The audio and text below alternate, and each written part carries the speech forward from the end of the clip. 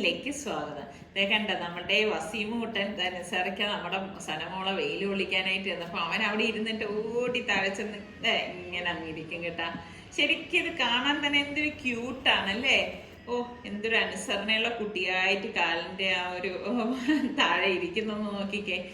അപ്പൊ ഇങ്ങനെ ഈ വെയിൽ വരുന്ന വാക്ക് നോക്കി ചെയർ ഇങ്ങനെ മാറ്റി മാറ്റി ഇടും കേട്ടോ. അപ്പൊ ആ വസീമും അവിടെ ഇരുന്ന് എന്തൊക്കെയോ അവന്റെ ശരീരം വൃത്തിയാക്കി എടുക്കുകയാണ് ചെയ്യണത്. എനിക്ക് ഇതൊക്കെ കണ്ടോണ്ടിരിക്കാൻ ഭയങ്കര ഇഷ്ടമാണ് കേട്ടോ. പ്രത്യേകിച്ച് ഈ വസീമിന് ഇപ്പൊ ഭയങ്കര അറ്റാച്ച്മെന്റ് ആണ് നമ്മളെ. അവൻ ഇടയ്ക്കിടയ്ക്ക് ഇവിടെ വന്ന് നോക്കും കേട്ടോ. അപ്പൊ എനിക്ക് മനസ്സിലാവും കുഞ്ഞിന് ഇവിടെ നമ്മളുടെ അടുത്തുണ്ടോ എന്ന് നോക്കാൻ വേണ്ടിയിട്ട് വരുന്നതാണ് കേട്ടോ. അവന്റെ ആ നോട്ടമൊക്കെ കാണുമ്പോൾ മനസ്സിലാവും. പിന്നെ നമ്മൾ എല്ലാവരും ഇരുന്ന് വർത്തമാനം പറയുകയാണെങ്കിൽ ഫ്രണ്ടിൽ വന്നങ്ങ് ഇരിക്കും കേട്ടോ. ഇന്ന് മറ്റൊരു ഹെൽത്തി ബ്രേക്ക്ഫാസ്റ്റ് റെസിപ്പിയാണ് ഉണ്ടാക്കുന്നത്. അപ്പോൾ അവലുണ്ടല്ലോ, അത് ഞാനിവിടെ ഒരു കപ്പ്, അരക്കപ്പ് വീതം 2 കപ്പിൽ അളന്നെടുത്തതാണ്. അപ്പോൾ ഒരു ബൗളിലേക്ക് ഇട്ട ശേഷം കുറച്ച് വെള്ളം ഒഴിച്ച് ആദ്യം ഞാനിതൊന്ന് കഴുകിയെടുത്തിട്ട് കുറച്ച് വെള്ളം ഒഴിച്ച് 1-2-3 മിനിറ്റ് കുതിരാൻ വെച്ച ശേഷം ഞാൻ ദാ മിക്സിയുടെ ജാറിലേക്ക് ഇട്ടിട്ടുണ്ട്. ഇതിലേക്ക് ഒരു ചെറിയ പീസ് ഇഞ്ചിയും ഒരു 4 പച്ചമുളക്, ഒട്ടും എരിവില്ലാത്ത പച്ചമുളകാണ് കേട്ടോ. പിന്നെ ഒരു 1/4 കപ്പോളം പട്ടാണിക്കടലില്ലേ, ഗ്രീൻ പീസ്, 1/4 കപ്പ് മുളപ്പിച്ച പയറും 1/4 കപ്പ് ചുവന്ന പയർ. ഇതിനെ നിങ്ങളുടെ നാട്ടിലൊക്കെ എന്ത് പേരാണ് പറയണത്. പിന്നെ അതുപോലെ തന്നെ 1/2 കപ്പ് റവ. പിന്നെ വേണ്ടത് 1 ടേബിൾ സ്പൂണ് പംകിൻ സീഡും 1 ടേബിൾ സ്പൂണ് സൺഫ്ലവർ സീഡ്, പിന്നെ 1 ടേബിൾ സ്പൂണ് ഉലുവ കുതിർത്തതാണ് കേട്ടോ. പാകത്തിനുള്ള ഉപ്പും കുറച്ച് വെള്ളം, അത് അരയ്ക്കാൻ പാകത്തിനുള്ള വെള്ളവും കൂടി ഒഴിച്ചിട്ട് നമുക്കിതൊന്ന് അരച്ചെടുക്കാം. പിന്നെ പ്രത്യേകം ഒരു കാര്യം ശ്രദ്ധിക്കണം, നമുക്കിതിന് ഒരു കൃത്യമായിട്ടുള്ള അളവൊന്നുമില്ല. നമുക്ക് ഇഷ്ടത്തിനനുസരിച്ച് ഇതിൻ്റെയൊക്കെ അളവ് കൂട്ടുകയും കുറയ്ക്കുകയൊക്കെ ചെയ്യാം. അപ്പം അരിച്ചത് ഞാൻ ഇതാ ഒരു ബൗളിലേക്ക് ഒഴിച്ചു കൊടുക്കുകയാണ്. അപ്പം നല്ല കട്ടിയുണ്ട്. അപ്പം ഇനിയിപ്പം ഇത് നമുക്ക് ആവശ്യത്തിന് വെള്ളം ഒഴിച്ച് ഇത് ലൂസാക്കി എടുക്കാം. നമുക്ക് എത്രയാണോ ലൂസ് വേണ്ടത് ആ പരുവത്തിലെടുക്കാം. അപ്പൊ അതിനുശേഷം നമുക്കിനി ഇതിലേക്ക് ഗോതമ്പ് മാവില്ലേ, അതാണ് ഇട്ട് കൊടുക്കുന്നത്. 1/2 കപ്പില് ഞാനിവിടെ 2 കപ്പോളം ഇട്ടിട്ടുണ്ട്. അതായത് 1 കപ്പ് ഗോതമ്പ് മാവാണ് ഞാൻ ഇതിലേക്ക് ചേർത്തത്. എന്നിട്ട് നന്നായിട്ടൊന്ന് മിക്സ് ചെയ്ത് കൊടുക്കണം. മസ്റ്റായിട്ട് നിങ്ങൾ ഗോതമ്പ് മാവ് ചേർത്ത് കൊടുക്കണം, അല്ലെങ്കിൽ ഇത് ഉണ്ടാക്കിയെടുക്കാൻ പറ്റത്തില്ല. എന്നിട്ട് നമുക്ക് പാകത്തിന് വെള്ളം ഒഴിച്ചിട്ട് ഇതൊന്ന് ദോശമാവിന്റെ പരുവത്തിൽ ഇളക്കിയെടുക്കാം. ഇഡലിക്കാണെങ്കിൽ ആ ഒരു രീതിയിൽ വേണമെങ്കിലും ഇളക്കിയെടുക്കാം. അപ്പൊ ഞാൻ പറഞ്ഞ ആ ഒരു കാര്യം ഇമ്പോർട്ടന്റ് ആണ്. എന്നിട്ട് 1 ടീസ്പൂൺ മഞ്ഞൾപ്പൊടിയും കൂടി ഇട്ടിട്ട് ഒന്ന് മിക്സ് ചെയ്ത് കൊടുക്കാണ് കേട്ടോ. കാര്യം എന്ന് പറഞ്ഞാൽ നമ്മളിപ്പോൾ ഗോതമ്പ് മാവ് ചേർക്കാതിരുന്നു കഴിഞ്ഞാൽ നമ്മൾ പാനിലേക്ക് ഒഴിക്കുമ്പം ഒരിക്കലും നമുക്കിത് മറിച്ചിടാൻ പറ്റത്തില്ല, ചട്ടിയിൽ നിന്ന് ഇളകി വരത്തില്ല. പിന്നെ നിങ്ങളിത് സ്കിപ്പ് ചെയ്ത് കണ്ടിട്ട് ഇതുപോലെ ഉണ്ടാക്കിയിട്ട് ശരിയായില്ല എന്നൊന്നും എൻ്റെ അടുത്ത് പറയരുത്. ഞാൻ പറഞ്ഞ ആ ഒരു രീതി ഫോളോ ചെയ്ത് തന്നെ ചെയ്യണം കേട്ടോ. ഗോതമ്പ് മാവ് മസ്റ്റായിട്ട് വേണം കേട്ടോ. എന്നിട്ട് നമുക്ക് ഇതുപോലെ തിരിച്ച് മറിച്ചു വിട്ട് എടുക്കാം.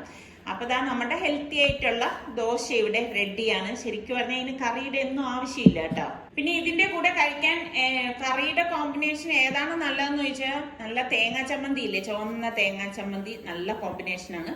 പിന്നെ ചമ്മന്തി അങ്ങനെ ഇഷ്ടമില്ലാത്തവർക്ക്, മധുരമാണ് ഇഷ്ടം എങ്കിൽ തേനില്ലേ, തേൻ ഒഴിച്ചിട്ട് നമുക്ക് ഇത് കഴിക്കാം കേട്ടോ. അപ്പൊ ശരിക്കും പറഞ്ഞാൽ ഒരു പാൻ കേക്ക് ഒക്കെ കഴിക്കുന്ന ആ ഒരു ടേസ്റ്റ് നമുക്ക് കിട്ടും. അപ്പൊ ഞാനിപ്പം ഇതിന്റെ കൂടെ കറി ഉണ്ടാക്കിയിട്ടാണ് ഇവർക്ക് കൊടുക്കുന്നത്. അപ്പൊ ഇതുപോലെയുള്ള ഹെൽത്തി ആയിട്ടുള്ള ഒരുപാട് ദോശ റെസിപ്പിയൊക്കെ നമ്മുടെ സലൂ സിമ്പിൾ റെസിപ്പീസിലൊക്കെ ഞാൻ പോസ്റ്റ് ചെയ്തിട്ടുണ്ട്. അപ്പൊ കാണാത്തവരുണ്ടെങ്കിൽ നിങ്ങൾ സലൂ സിമ്പിൾ റെസിപ്പീസിൽ പോയി കഴിഞ്ഞാൽ ഒരുപാട് കിട്ടും കേട്ടോ. കണ്ടിട്ട് നിങ്ങൾ റിപ്ലൈ കൂടി തരണേ എങ്ങനെയുണ്ടെന്ന്. അങ്ങനെ രാവിലെ റിസ്വാനെ ഒരു ജോലി ഏൽപ്പിച്ചപ്പോൾ ജോലി ഏൽപ്പിച്ച റിസ്വാനാണെങ്കിലും ഇപ്പൊ നിസാറിക്കയും സൽമാനും ഒക്കെ കൂട്ടത്തിലുണ്ട് കേട്ടാ. പക്ഷെ ഇങ്ങനെയുള്ള പണികളെല്ലാം നമ്മളുടെ അവിടെ ചെയ്യണം നിങ്ങൾക്ക് അറിയാലോ, നമ്മുടെ സുൽത്താനാണ്. അപ്പൊ സുൽത്താൻ ഇല്ലാത്തത് കൊണ്ടാണ് ഇപ്പൊ ഒരാൾ ചെയ്യണ പണിയാണ് ഇപ്പൊ ഇവിടെ 3 പേര് നിന്ന് എന്തൊക്കെയോ കാട്ടിക്കൂട്ടുന്നത്. ഇത് നമ്മുടെ എല്ലാവരുടെ ഹൈ പ്രഷർ വാഷറാണ്. സംഭവം എന്താന്ന് വെച്ച് കഴിഞ്ഞാൽ നമുക്കിപ്പം സാറിന് നമ്മൾ ബക്കറ്റിലല്ലേ, സാറിന് ഓസ് വെച്ച് നമ്മൾ വെള്ളം വെച്ച് കഴുകുകയാണെങ്കിൽ എന്ത് പറ്റും, കുറെ വെള്ളം പോവില്ലേ. ഇതാകുമ്പോഴത്തേക്ക് നമ്മൾ ഹൈ പ്രഷറിൽ കുറച്ച് വെള്ളം ഉപയോഗിക്കത്തുള്ളൂ. ഇത് നമ്മൾ 1800 വാട്ടാണ് ഇതിന്റെ ഇതെന്ന് പറയുന്നത്, പവർ എന്ന് പറയുന്നത്. ഇത് വരുന്ന പ്രഷർ 140 ബാർ പ്രഷറാണ്. അപ്പൊ അത്രയും പ്രഷറിൽ നമുക്ക് പെട്ടെന്ന് ഇതുണ്ട് കുറച്ച് വെള്ളം എടുക്കുള്ളൂ. മാക്സിമം പ്രഷറിൽ നമുക്ക് ഇതിൽ 2 ടൈപ്പ് നോസിൽ വരുന്നുണ്ട്. ആ നോസിൽ തന്നെ പല സെറ്റിംഗ് ഉണ്ട്. അപ്പൊ ഇതുണ്ട് ഇപ്പൊ ഈ ടയറിന്റെ അവിടെ ഇത്രയും ഫോഴ്സ് കൂടുതൽ വേണമെന്നുള്ളതുകൊണ്ട് ആ രീതിക്കാണ് വെച്ച്. അപ്പോൾ ആ ഒരു പോയിന്റിൽ മാത്രം കൂടുതൽ ഒന്ന് വൃത്തിയാവും. മറ്റേ ഈ ഗ്ലാസ് ഒക്കെ കഴുകാൻ നേരത്തെ ഈ വീതിക്കൊക്കെ എടുത്താൽ മതി, അത്രയും പ്രഷർ ഗ്ലാസ്സിൽ വരുന്നത്. അപ്പോൾ അതനുസരിച്ച് നമുക്ക് ഓരോ പ്രഷറും നമുക്ക് ഓരോ സെറ്റിങ്ങും മാറ്റി മാറ്റി നമുക്ക് ഉപയോഗിക്കാൻ പറ്റും. നല്ല ഉപയോഗമാണ് കേട്ടോ. എനിക്കോട് നമ്മുടെ വീടിന്റെ ഈ ജനാലയൊക്കെ അടച്ചിട്ടിട്ട് ഇട്ടിട്ട് നമ്മൾ ക്ലീൻ ചെയ്യാനൊക്കെ എളുപ്പമാണ് കേട്ടോ. മൾഗാടാണ് മെയിനായിട്ട് വേണ്ടത്. നോക്കി നല്ല രീതിയിലാക്കാൻ പറ്റും അവിടെ. കാറിലൊക്കെ ആകുമ്പോൾ ചെളിയും ഇതൊക്കെ പറ്റിയേക്കും. അത് സാധാരണ നമ്മൾ കഴുകുമ്പോൾ പാടാണ്, അല്ലെ അത്രയ്ക്ക് തേച്ച് വരച്ച് കഴുകണം. നമ്മളുടെ വീട്ടിലെ കാറിനെ സംബന്ധിച്ച് ഈ ഒരു സംഭവം വന്നതുകൊണ്ട് ഇപ്പൊ അടിപൊളി കുട്ടപ്പനായിട്ട് ഒരുങ്ങിക്കൊണ്ടിരിക്കുകയാണ്. അല്ലെ നിങ്ങൾക്ക് അറിയാല്ല, അതാണ് എപ്പോഴും നമ്മൾ നോക്കേണ്ടത് കേട്ടോ. ഒരുപാട് വെള്ളം എടുത്ത് ഇങ്ങനെ ധൂർത്താക്കി കളയുന്നതിനേക്കാൾ ഇത് കണ്ടോ, മതിലൊക്കെ നല്ല സൂപ്പറായിട്ട് അതായത് പായലൊക്കെ അങ്ങ് മാറി വരും അല്ലേ നമ്മൾ അടിച്ചെടുക്കുമ്പോഴേക്കും. നമുക്കൊരു നമുക്ക് ടെറസിൽ കൊണ്ടുപോയിട്ട് നോക്കാം. ഇത് കണ്ടോ, പാറയാണേ നമ്മുടെ വീടിന്റെ ബാക്കിൽ. സംഭവം എന്തായാലും നല്ല കിട്ടും അല്ലേ, നല്ല ഉപയോഗം. ഇതിപ്പം രസമല്ല, നമ്മുടെ സുലു ഇങ്ങോട്ട് വരുമ്പോ ഇനിയിപ്പൊ അവന്റെ ബുള്ളറ്റ് ശരിയാക്കാൻ കഴുകാണെന്ന് പറഞ്ഞ് എടുത്തിട്ട് പോകണമെന്ന് കണ്ടറിയാം. കണ്ടപ്പോഴത്തേക്ക് സൽമാന്റെ നോക്കിയേ, അസുഖം നോക്കിയേ, ചെടിയുണ്ട് മഴയുടെ ഒരു ഫീലൊക്കെ സ്പ്രേ ചെയ്ത് കൊടുത്തത്. ഡയറക്റ്റ് അടിക്കല് ചെടി, ചിലപ്പോ ചെടിയൊക്കെ പറന്നു പോകും. അടിപൊളി. അപ്പോൾ ഉമ്മീസ് കിച്ചണിൽ നിന്ന് മോള് പ്രസവിച്ചെന്ന് അറിഞ്ഞപ്പോഴേക്ക് സ്പെഷ്യലായിട്ട് ഒരു സംഭവം കൊടുത്തു വിട്ടിട്ടുണ്ട്.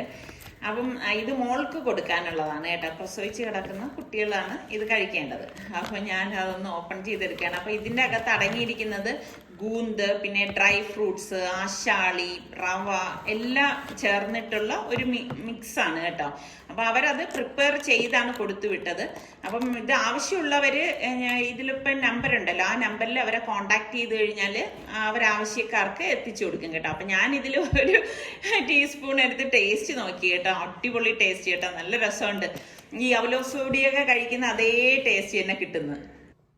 നമുക്കൊരു അടിപൊളി തോരൻ ഉണ്ടാക്കാൻ വേണ്ടി ഞാനൊരു 7-8 വെളുത്തുള്ളി അല്ലി, 10-12 ചുവന്നുള്ളി, ഒരു പീസ് ഇഞ്ചി, 2 പച്ചമുളക്, ഒരു തണ്ട് കറിവേപ്പില എടുത്തിട്ടുണ്ട്. അപ്പോൾ പച്ചമുളകിൻ്റെ അളവൊക്കെ നിങ്ങളുടെ എരിവിനനുസരിച്ച് കൂട്ടുകയും കുറയ്ക്കുകയും ചെയ്യാം കേട്ടോ. അപ്പം ആദ്യം ഇഞ്ചിയും വെളുത്തുള്ളിയും ചുവന്നുള്ളിയും കറിവേപ്പിലയും കൂടി ഒന്ന് കറക്കിയെടുക്കണം കേട്ടോ. ഇതാ ഈ ഒരു പരുവത്തിൽ ഒന്ന് ക്രഷ് ചെയ്തെടുക്കണം. അമ്മിക്കല്ലിലാണെങ്കിൽ ഇട്ടൊന്ന് ചതച്ചെടുത്താൽ മതി. അപ്പം ഈ പരുവാകുമ്പോഴേക്ക് നമുക്ക് പച്ചമുളക്, ഞാനൊരു 3 എണ്ണമാണ് എടുത്തത്, പറഞ്ഞപ്പോൾ തെറ്റിപ്പോയതാണ്.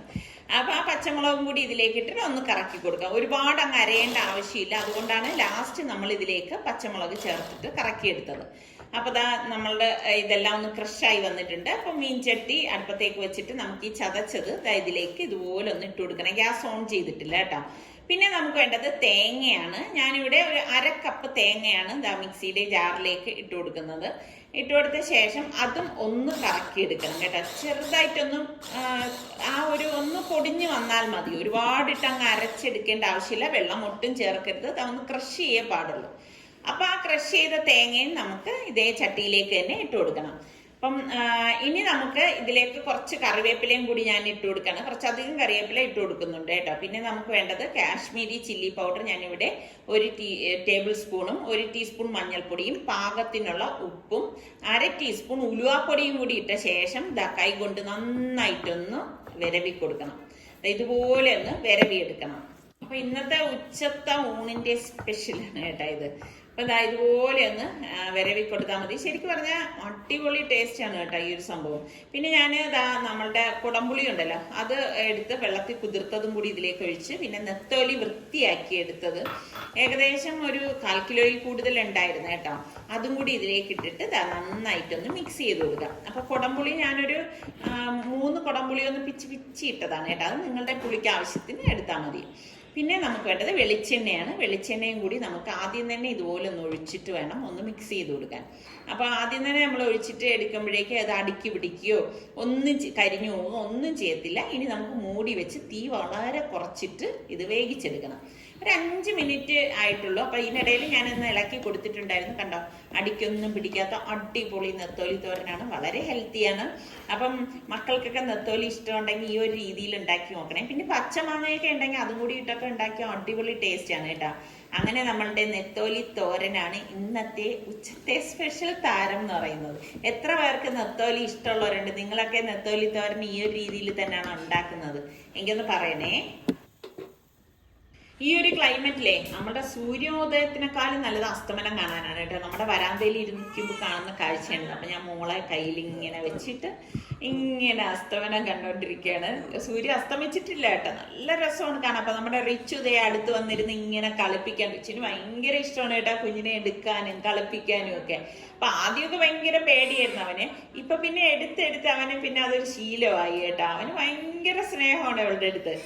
അപ്പം ഇങ്ങനെ ഈ വന്നിരുന്ന് ഇതൊക്കെ കാണുമ്പോൾ നല്ല രസമാണ്. അപ്പം എന്താ അടുത്ത് റിച്ചുവിന്റെ കുട്ടൻ വസീമുട്ടൻ എന്തോ വന്ന് റിച്ചുവിനെ കാണുമ്പോൾ അവനൊരു പ്രത്യേക സ്നേഹമാണ്. എങ്കിലും ഞാൻ പറയും കുറച്ചിങ്ങനെ അകൽച്ച പാലിക്കണം റിച്ചു, അങ്ങനെ കൈ ഒന്ന് വായിൽ കൊണ്ടുവന്നൊന്ന് വെച്ചു കൊടുക്കല്ലേ എന്നൊക്കെ ഞാൻ അവന്റെ അടുത്ത് പറയാറുണ്ട്. റിച്ചുവിനെ ഭയങ്കര ഇഷ്ടമാണ് കേട്ടോ ഈ വസീമിന്. അപ്പോൾ ഇന്നത്തെ ഡിന്നറിന് ഞാൻ ഒരു സ്പെഷ്യൽ എയർ ഫ്രൈ ചിക്കനാണ് തയ്യാറാക്കുന്നത്. അപ്പം ഇത് സ്പെഷ്യലായിട്ട് ഞാൻ സലൂന് വേണ്ടിയിട്ടാണ് ഇന്നത്തെ ഈ ഒരു മെനു തയ്യാറാക്കുന്നത്. അപ്പം ഇതിൻ്റെ റെസിപ്പി വേണമെങ്കിൽ നിങ്ങൾ ചോദിച്ചാൽ മതി, ഞാൻ അതിൻ്റെ ഡീറ്റെയിൽസും കാര്യങ്ങളൊക്കെ പറയാം. ഞാൻ മസാല പുരട്ടി വെച്ചിട്ടുണ്ടായിരുന്നു കേട്ടോ, രാവിലെ തന്നെ പുരട്ടി വെച്ചതാണ്. ഇപ്പം രാത്രി ആയപ്പോഴേക്ക് ഞാൻ അതൊന്ന് എയർ ഫ്രൈ ചെയ്യാനായിട്ട് വെച്ചിട്ടുണ്ട്. അപ്പം എനിക്കും നിസ്സാർക്കാക്കും ഒന്ന് പുറത്തേക്ക് പോകണമായിരുന്നു. അപ്പം ഞാൻ സലൂണിൻ്റെ അടുത്ത് പറഞ്ഞു ഞാൻ ടൈം സെറ്റ് ചെയ്തിട്ട് പോവാം, റെഡി ആകുമ്പോൾ നീ എടുത്തേക്കണം എന്ന് പറഞ്ഞു. അപ്പോൾ അവൻ പറഞ്ഞു ഉമ്മ ഒന്ന് മറിച്ച് വെച്ചിട്ടൂടെ ഒന്ന് പോയാൽ മതി എന്ന് പറഞ്ഞു. അങ്ങനെ ഒരു 15 മിനിറ്റ് കഴിഞ്ഞ ശേഷം ഞാൻ ഈ സംഭവം ഒന്ന് ഇതുപോലെ ഒന്ന് മറിച്ച് വെച്ച് കൊടുക്കുകയാണ് കേട്ടോ. അപ്പം എയർ ഫ്രൈ ചെയ്യുന്നത് കൊണ്ട് തന്നെ നമുക്ക് ഇതിൽ ഓയിലിൻ്റെ ഒന്നും ആവശ്യമില്ല, നന്നായിട്ട് ഫ്രൈ ആയിട്ട് വരും. അപ്പം എപ്പോഴും ഒരേ മസാലക്കൂട്ട് കഴിക്കുന്നതിനേക്കാളും കുറച്ച് ഡിഫറെൻ്റ് ആയിക്കോട്ടെ എന്ന് വിചാരിച്ചിട്ടാണ് ഇങ്ങനെ എടുത്തത്. അപ്പം പിന്നെ അത് റെഡി ആയപ്പോഴേക്ക് സലു വന്നെടുത്തതാണ്. അപ്പം സലു ഇപ്പം ഭയങ്കര ഫുഡിലൊക്കെ ഭയങ്കര സൂക്ഷ്മത പാലിക്കുന്നതുകൊണ്ടാണ് ഇങ്ങനത്തെ ഐറ്റംസ് ഒക്കെ എടുക്കുന്നത്. എല്ലാ വർഷവും നടക്കുന്ന മാതൃഭൂമിയുടെ ലിറ്ററേച്ചർ ഫെസ്റ്റിവൽ, അതായത് MPIFL കനകക്കുന്നിൽ നടക്കുന്നതെന്ന് അറിഞ്ഞു കേട്ടോ. അപ്പം നിസാർക്ക് എവിടെ പോയിട്ട് വന്ന വഴിയാണ് പറഞ്ഞത് അവിടെ എന്തോ ഫെസ്റ്റിവൽ നടക്കുന്നുണ്ടെന്ന്. ഞാൻ പറഞ്ഞു അന്ന് എന്നെ ഒന്ന് കൊണ്ടുപോകാമോ എന്ന് കരുതിയിട്ട് ഞങ്ങൾ അങ്ങനെ രണ്ടുപേരും കൂടി ആണ് അങ്ങോട്ടേക്ക് വന്നത്. വന്നപ്പോഴാണ് നമ്മൾക്ക് അക്കടി പറ്റിയത് അറിഞ്ഞത്. സംഭവം ഇത് ഇന്നിപ്പം സമാപ്തി, അതായത് കഴിഞ്ഞിട്ട് ഞങ്ങൾ നോക്കുമ്പോൾ എല്ലാവരും എല്ലാം പാക്ക് ചെയ്യണം കേട്ടോ. അപ്പോഴാണ് ഭയങ്കര വിഷമം തോന്നി. എന്തൊക്കെയോ നല്ല പരിപാടികളൊക്കെ ഇവിടെ ഏകദേശം ഒരാഴ്ചയോളം ഉണ്ടായിരുന്നെന്നൊക്കെയാണ് പറയുന്നത്. എനിക്ക് അതിന്റെ ഡീറ്റെയിൽ ഒന്നും അറിയത്തില്ല. ഞങ്ങൾ വന്നപ്പോൾ എല്ലാം കഴിഞ്ഞു കേട്ടോ, കാരണം രാത്രിയല്ലേ വന്നതും. ഇപ്പൊ ഇവിടെ നമ്മുടെ തിരുവനന്തപുരത്ത് എന്ത് എവിടെ എങ്ങനെ നടക്കണം എന്നൊന്നും എനിക്ക് യാതൊരു ഗ്രാഹ്യമില്ല. നിങ്ങൾക്ക് അറിയാലോ എന്റെ സിറ്റുവേഷൻ എന്താണെന്നുള്ളത്. അപ്പൊ ഞാൻ ഇതിന്റെ ഇടയിലും അപ്പൊ നിങ്ങൾ തോന്നും എങ്ങനെ ഇതിനൊക്കെ ഓടി എത്തണം എന്നൊക്കെ തോന്നിയാൽ ഞാൻ പറയാണ്, ഇപ്പൊ നമ്മളെ സന്തോഷിപ്പിക്കുക എന്നൊരു സംഭവം ഉണ്ടല്ലോ, ഏത് തിരക്കിനിടയിലാണെങ്കിലും നമ്മൾ എന്ന് പറയുന്ന ഒരു വ്യക്തിയാണ്. ആ വ്യക്തിക്കും സന്തോഷം കിട്ടുന്ന കാര്യങ്ങൾ നമ്മൾ കണ്ടെത്തണം. അപ്പൊ ഞാൻ അങ്ങനത്തെ ഒരു വ്യക്തിയാണ്. അപ്പൊ അതുകൊണ്ട് തന്നെ ഇനിയിപ്പൊ എന്റെ തലയിൽ കൂടി എന്തൊക്കെ പുകഞ്ഞ് പാഞ്ഞ് ഓടി നടന്നാലും എനിക്ക് സന്തോഷം കണ്ടെത്തുന്ന കാര്യത്തിലേക്ക് ഞാൻ ഓടിയെത്തും. നിസാർക്ക് അത് എന്നെ എത്തിക്കുകയും ചെയ്യും. അൽഹംദുലില്ലാ, അങ്ങനെ തന്നെ മുന്നോട്ട് പോട്ടെ. അങ്ങനെ ഞാൻ ഇവിടെ വന്ന് ആ കണ്ട കാഴ്ചകളൊക്കെയാണ് ഞാൻ നിങ്ങളുമായിട്ട് ഷെയർ ചെയ്യുന്നത്. അപ്പൊ ഞാൻ പറയുന്നു അയ്യോ എന്തെല്ലാം പരിപാടികളൊക്കെ ഉണ്ടായിരുന്നു. അപ്പൊ നേരത്തെ ആയിരുന്നെങ്കിൽ ഇവിടെ വന്ന് ഇതെല്ലാം എനിക്ക് നിങ്ങളിലേക്ക് എത്തിച്ചേരാൻ പറ്റുമായിരുന്നു. ഇപ്പൊ കഴിഞ്ഞ വർഷമൊക്കെ ഞാൻ ഇതുപോലെയൊക്കെ എടുത്തതും ഒക്കെ കാണിച്ചിട്ടുണ്ടായിരുന്നതാണ്. അപ്പൊ ഇക്കൊല്ലം എനിക്കിത് മിസ്സായിട്ടുണ്ട്. അപ്പൊ ഇതൊക്കെയാണ് നമ്മളുടെ ഇപ്പോൾ ഓരോ ദിവസവും കഴിഞ്ഞു പോകുന്ന വിശേഷങ്ങൾ എന്നൊക്കെ പറയുന്നത്. അപ്പൊ നമ്മളുടെ ചാനൽ കണ്ടുകൊണ്ടിരിക്കുന്നവരിൽ സബ്സ്ക്രൈബ് ചെയ്യാതെ കാണുന്ന ആരെങ്കിലും ഒക്കെ ഉണ്ടെങ്കിൽ നിങ്ങൾക്ക് ഇഷ്ടപ്പെടുകയാണെങ്കിൽ സബ്സ്ക്രൈബ് ചെയ്യാനും ബെല്ലൈക്കൺ പ്രസ് ചെയ്യാനും ഒന്നും മറന്നു വരുത് കേട്ടോ. അപ്പോൾ ഒരു ഓൾ എന്നൊരു ഓപ്ഷൻ വരും, അതും കൂടി ക്ലിക്ക് ചെയ്താൽ മാത്രമേ ഞങ്ങൾ വീഡിയോസ് ഒക്കെ പോസ്റ്റ് ചെയ്യുന്ന സമയം നിങ്ങൾക്ക് നോട്ടിഫിക്കേഷൻ ഒക്കെ കിട്ടത്തുള്ളൂ. പിന്നെ ഇഷ്ടപ്പെട്ടാൽ ലൈക്ക് ചെയ്യുന്ന കാര്യം ഞാൻ എടുത്തു പറയണ്ടല്ലോ, നിങ്ങൾ ഇഷ്ടപ്പെടുകയാണെങ്കിൽ അപ്പം തന്നെ ഒന്ന് ലൈക്ക് കൊടുത്തേക്കണേ, മറന്നുപോയാലോ. അപ്പൊ നമുക്കിനി അടുത്ത നല്ല റെസിപ്പിയോ അടിപൊളി വ്ളോഗായിട്ടൊക്കെ കാണാം. അതുവരയ്ക്കും എല്ലാവർക്കും ബൈ.